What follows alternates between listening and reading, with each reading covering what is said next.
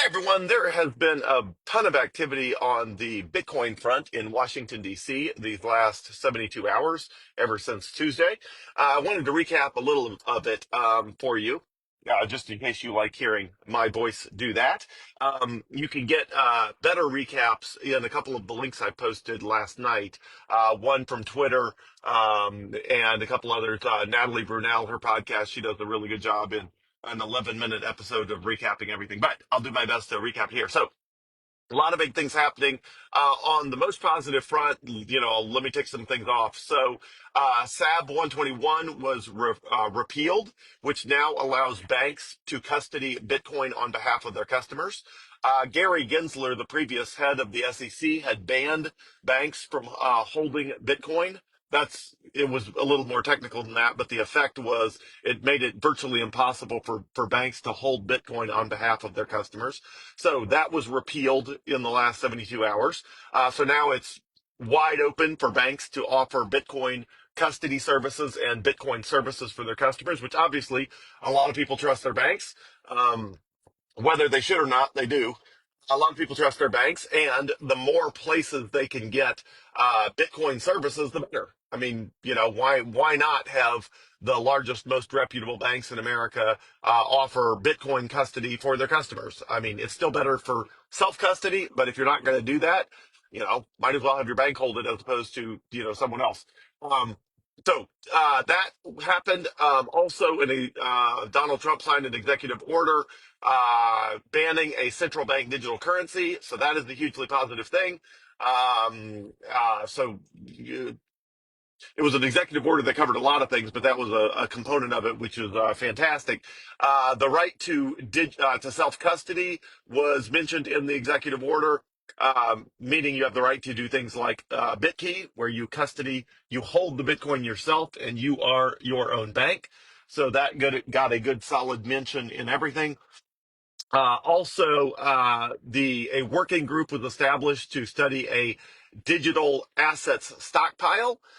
This is not necessarily a strategic Bitcoin reserve. It does not guarantee the U.S. government will buy additional Bitcoin, but it's clearly we're on the path to the U.S. government not selling the Bitcoin it has, which is, I consider a positive development.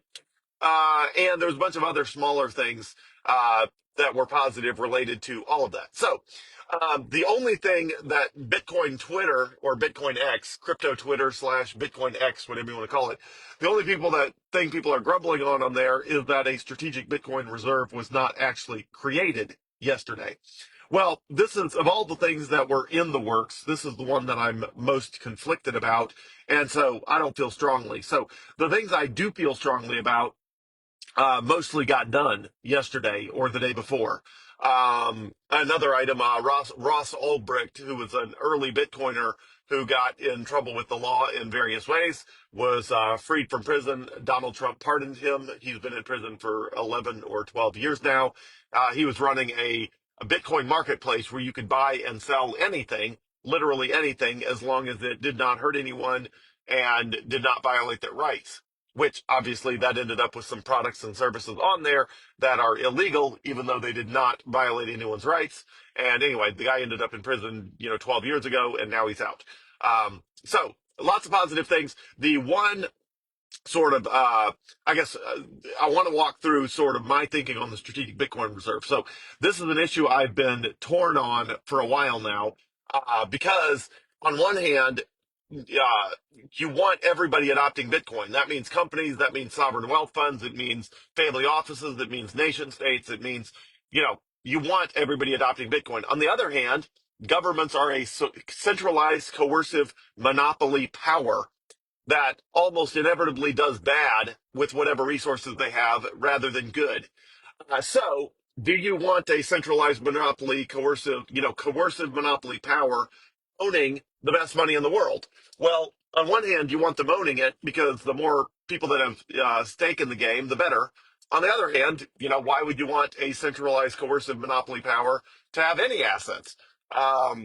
It's just generally you don't, in my opinion. You want the free market and private individuals to own the resources, the money, the power. All of that should be done in a voluntary society of free thinking and free acting people, not, the government buys a bunch of Bitcoin with money they borrow from people or steal from people or, you know, cause inflation by printing out of thin air, et cetera. So um, I feel good about what has been accomplished so far in Washington, D.C., because the things I really care about are on track. And one of the big litmus tests I use is, would I spend time, money, and energy accomplishing or protecting or defending or advancing any specific thing. And so a lot of what has been accomplished are things that I would spend time, money, and energy, either protecting, defending, or advancing. And that is the repeal of SAB 121. That's a big deal. Uh, Protection of self custody. That's my probably the number one most important thing in Bitcoin. I think in Washington D.C. is the protection of self custody, the right to own, control your Bitcoin yourself without being dependent on a bank or a financial institution or anything like that. That's a big deal. Obviously Ross Ulbricht needed to be out of prison. That's saves the rest of a man's life, etc. So basically, all of the things I care about are on track. And the only thing that people are grumbling about, which is the strategic Bitcoin reserve as compared to a digital asset stockpile, is the one thing that I'm conflicted enough about that I would not have spent my own time, energy, or money um, to advance, because I think the potential unintended consequences and downsides of a strategic Bitcoin reserve, I think the upsides outweigh the downsides, but again, I'm just not a huge fan of a centralized coercive monopoly power of any kind, even though, the United States may be the best centralized coercive monopoly power in the world. Even so, like, why would I want any, centralized coercive monopoly power to own a bunch of the world's most valuable money? And so, anyway, so the one thing that is not 100% making everyone happy right now is the one thing I was the most conflicted about anyway.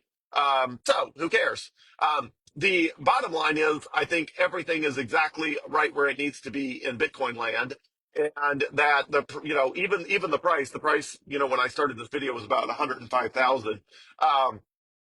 Or it was like 30 minutes ago. I didn't check in the last 30 minutes, but at 105,000, Bitcoin strikes me as extremely cheap right now.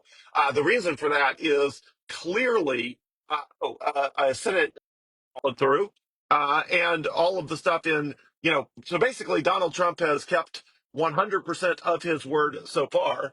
Um, Again, he never committed that he was going to use an executive order to establish a strategic Bitcoin reserve.